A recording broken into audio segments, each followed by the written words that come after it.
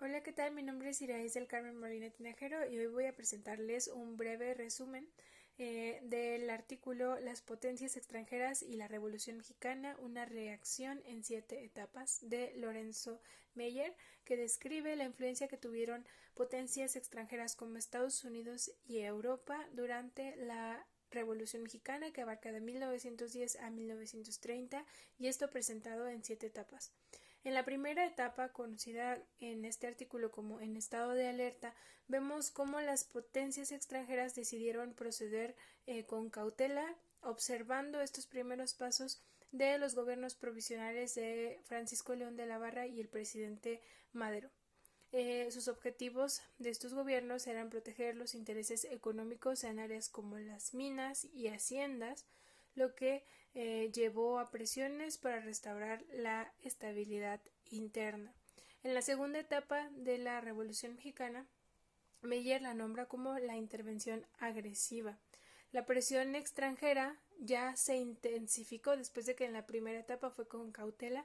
En esta segunda etapa se intensificó específicamente de parte de Estados Unidos, que quería tener una intervención más directa en el país. Esta intervención facilitó el golpe militar de 1913, que resultó en el derrocamiento y asesinato de Madero. En la tercera etapa, que Meyer nombra las políticas imperiales se dividen, la elección del presidente Wilson en Estados Unidos trajo un nuevo enfoque hacia cómo se veía al México revolucionario en la democracia, y también trajo una rivalidad con Europa. Mientras tanto, las potencias europeas mostraron escepticismo sobre la posibilidad de que México se convirtiera en una democracia. En la cuarta etapa, la contención del nacionalismo, el sentimiento nacionalista se intensificó en el país, liderados por Venustiano Carranza, quien resistió la presencia o las presiones de las potencias extranjeras, y él promovió un México para los mexicanos. En la quinta etapa, la hegemonía estadounidense y el fin de la confrontación, la presión de Estados Unidos llevó a una reunión entre los representantes del presidente de México y el presidente de Estados Unidos, que resultó en los acuerdos de Bucareli en 1923, marcando el fin de la confrontación entre México y las potencias extranjeras. Con este respaldo de Estados Unidos, el presidente Calles logró sofocar la sublevación de 1929 y establecer el Partido Nacional Revolucionario, marcando el inicio del autoritarismo postrevolucionario en México. En la sexta etapa vemos que las tensiones volvieron a emerger por el nacionalismo petrolero mexicano y desacuerdos sobre la guerra civil en Nicaragua. La disputa principal se centró en la legislación petrolera de México. Sin embargo, la mediación de Estados Unidos evitó una confrontación directa y sentó las bases para una relación más estable con respecto a este tema.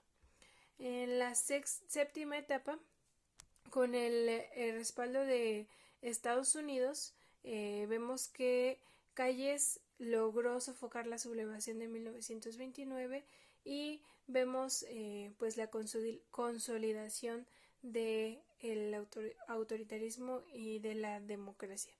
Estas 7 etapas ilustran la compleja relación entre México y las potencias extranjeras, como fue Estados Unidos y Europa, que fueron las dos potencias principales. Tuvieron diferentes reacciones en México, no fue lo mismo la perspectiva que tuvo Europa como la que tuvo Estados Unidos, que era un país, una potencia más cercana. Desde intentos de intervención directa hasta políticas de contención y mediación, estas acciones estuvieron motivadas por intereses económicos, geopolíticos e ideológicos. La búsqueda de estabilidad política, la protección de inversiones extranjeras y el deseo de mantener la influencia en la región fueron algunos factores que impulsaron las acciones de estas dos potencias. Sin embargo, también es importante reconocer que hubo cambios en las políticas imperiales a lo largo de este tiempo.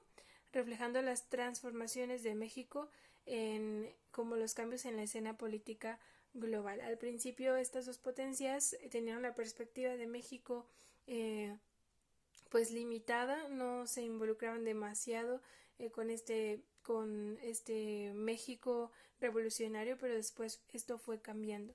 La Revolución Mexicana fue un proceso complejo y multifacético que definió las percepciones tradicionales de la política en América Latina.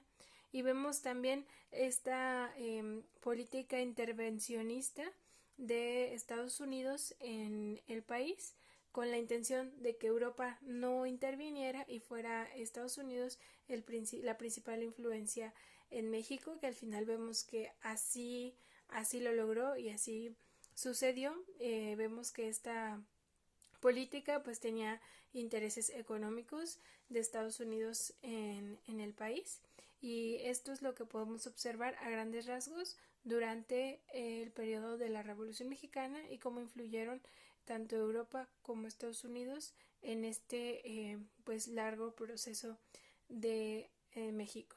Muchas gracias por escuchar.